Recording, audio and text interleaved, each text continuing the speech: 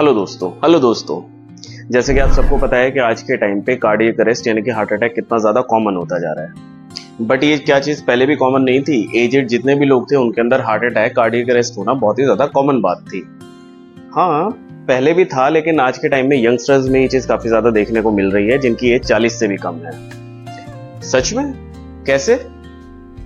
क्योंकि according to doctor Ravi Prakash, जो कि सीनियर कंसल्टेंट हैं कार्डियोलॉजी में PSRI हॉस्पिटल दिल्ली, उन्होंने बताया है कि इंडिया के काफ़ी सारे हॉस्पिटल से एक डाटा कलेक्ट करा गया था जिसमें बताया गया है कि 2020 से लेकर 23 के बीच में ज़्यादातर हार्ट अटैक जो हैं वो 40 साल से कम उम्र के लोगों में आए हैं। 2020 और 23 क्या ये कोविड का टाइम नहीं है? और मैंने सुना है कि कोविड की वैक्सीन की वजह से हार्ट की प्रॉब्लम्स होने के चांसेस बढ़ गए हैं, जिसकी वजह से हार्ट अटैक आने के काफ़ी ज़्यादा चांसेस हो गए हैं।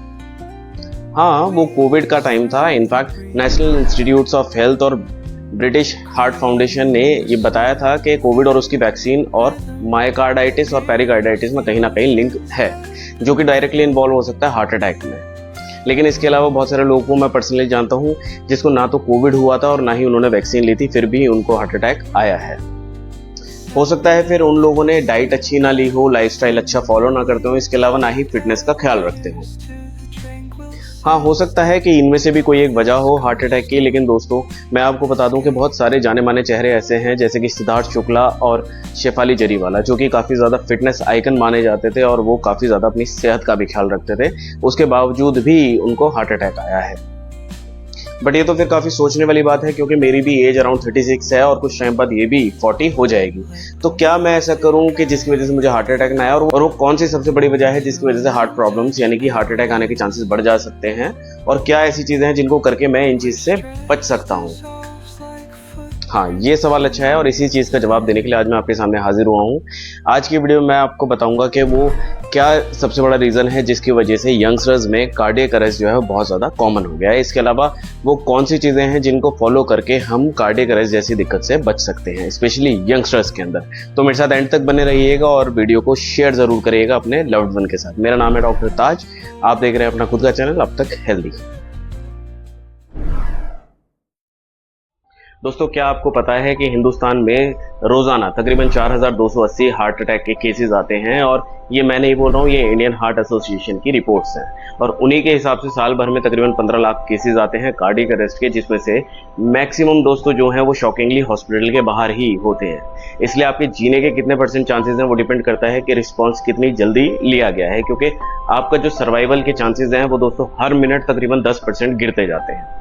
और यही वजह है कि हिंदुस्तान में 2 से 5% लोग ही हैं जो कार्डियक अरेस्ट से बच पाते हैं, यानी कि 95 से 98% लोग जो हैं वो कार्डियक अरेस्ट से बच नहीं पाते। और इसका सबसे बड़े रीज़न दोस्तों 3 हैं, जिसमें सबसे पहला है कि अवेयरनेस का कम होना, यानी कि लोगों को पता ही नहीं है कि हार्ट अटैक आए तो करना क्या है, या फिर हार्ट अटैक आया तो पता कैसे लगाएं कि हार्ट अटैक है या नहीं। इसके अलावा दोस्तों एक बहुत बड़ा रीज़न है डिलेड रिस्पॉन्स का, यानी कि लोग उस टाइम पे इतने ज़्यादा कंफ्यूज हो जाते हैं, डर जाते हैं, रोने लगते हैं, उन्हें पता ही नहीं होता कि करना क्या है। और रिस्पॉन्स की डिलेइंग की वजह से दोस्तों जो सर्वाइवल चांसेस हैं वो हर मिनट में 10% कम होते चले जाते हैं और पेशेंट जो है वो बचने के चांसेस उसके काफ़ी ज़्यादा कम हो जाते हैं। इसके अलावा दोस्तों last but not the least एक और रीज़न है कार्डियक अरेस्ट में डेथ के होने का, कि लोगों को ऑलरेडी हार्ट डिजीज होती है लेकिन वो डायग्नोज नहीं हो पाती, जैसे कि कोरोनरी आर्टरी डिजीज है, अरिथमियाज है, इसके अलावा साइलेंट हार्ट डिजीज है। इनके पता ना चलने की वजह से भी दोस्तों उनको हार्ट अटैक आता है, जिसकी वजह से उनके बचने के भी चांसेस काफ़ी ज़्यादा कम हो जाते हैं। वैसे तो दोस्तों आपको पता ही होगा हार्ट अटैक के बहुत सारे रीजंस हैं, चाहे वो लाइफस्टाइल इश्यूज हो या फिर आपका खाना पीना या फिर आपका लैक ऑफ एक्सरसाइजेस। लेकिन यंगस्टर्स में सबसे बड़ा जो रीज़न है हार्ट अटैक का वो कहीं ना कहीं स्ट्रेस है, क्योंकि अकॉर्डिंग टू डॉक्टर जितेंद्र नाथ पटनायक, जो कि सीनियर कंसल्टेंट हैं मणिपाल हॉस्पिटल भुवनेश्वर, उनके हिसाब से भी दोस्तों जो आजकल का मॉडर्न वर्क प्लेस है वो एम्प्लॉयज़ को एक ऐसा एनवायरनमेंट देते हैं जो कि काफ़ी ज़्यादा, जिसकी वजह से उनको स्ट्रेस रिलेटेड हार्ट इश्यूज होने लगते हैं। और कुछ स्टडीज़ भी पाई गई हैं जिसके हिसाब से 12 घंटे या उससे ज़्यादा काम करने वाले लोगों में हार्ट कंडीशंस देखी गई हैं।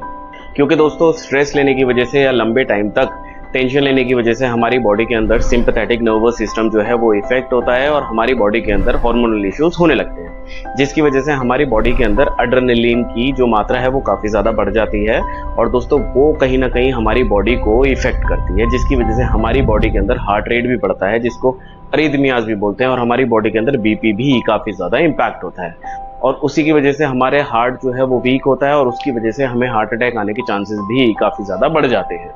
यही वजह है कि आज के टाइम में यंगस्टर्स में हार्ट अटैक काफ़ी ज़्यादा आ रहा है। और दोस्तों सबसे बड़ा सवाल आता है कि इसमें हम क्या करें, यानी कि इसका बेसिकली सोल्यूशन क्या है। तो इसके सोल्यूशन के लिए मैंने 3 चीज़ें बताई हैं, जिसमें सबसे पहला है अवेयरनेस और दूसरा है रेगुलर हेल्थ चेकअप्स, इसके साथ साथ last but not the least stress management. तो दोस्तों सबसे पहले नंबर पर जो अवेयरनेस आता है उसमें मेरी गवर्नमेंट ऑफ इंडिया से भी काफ़ी ज़्यादा इल्तिजा है कि वो प्लीज़ अवेयरनेस फैलाए लोगों में, स्पेशली यंगस्टर्स के अंदर।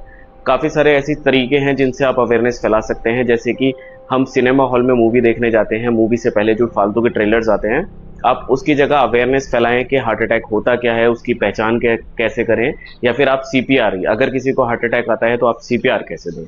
इसके अलावा यूट्यूब, इंस्टाग्राम और भी बहुत सारे सोशल साइट्स ऐसी हैं जिसमें आप किसी भी वीडियो से पहले जो भी एड्स आते हैं फालतू के, उसकी जगह आप अवेयरनेस फैलाएं, यही चीज़ें आप वहाँ भी बताएं। इसके अलावा दोस्तों सेकंड नंबर पर आता है कि अपना रेगुलर हेल्थ चेकअप कराएं। मेरी सबसे आपसे विनती है कि प्लीज़ आप अपना एक रेगुलर हेल्थ चेकअप ज़रूर कराएं। उसमें आप ईसीजी करा सकते हैं, इलेक्ट्रोकार्डियोग्राम करा सकते हैं, अपना बीपी भी चेक करा सकते हैं। और दोस्तों स्पेशली अगर आपकी फैमिली हिस्ट्री है, किसी को भी हार्ट का प्रॉब्लम है, तो आप डेफिनेटली आज ही अपने सारे टेस्ट कराएं और जो भी इशू है अपने डॉक्टर से बात करें, क्योंकि अगर किसी भी फैमिली हिस्ट्री में कार्डियक इशू है तो आपके लिए बड़ा इजी होगा कोई भी दिल की बीमारी को डिटेक्ट करना इन डायग्नोस्टिक मेथड के थ्रू। तो इसलिए अपना ख्याल रखें। और last but not the least दोस्तों, आप स्ट्रेस मैनेजमेंट करें। उसमें भी मेरी गवर्नमेंट ऑफ इंडिया से एक रिक्वेस्ट है कि प्लीज़ आप लोगों को जॉब सिक्योरिटीज़ दें, क्योंकि सबसे ज़्यादा जो स्ट्रेस यंगस्टर्स में आज के टाइम में है वो जॉब इनसिक्योरिटीज़ की वजह से ही है। बहुत सारे लोग ऐसे हैं, बहुत सारे यंगस्टर्स ऐसे हैं जो ओवर क्वालिफाइड हैं, बेटर क्वालिफाइड हैं, लेकिन आज भी उनके पास अच्छी जॉब नहीं है। अगर जॉब है तो उनके पास सिक्योरिटी नहीं है।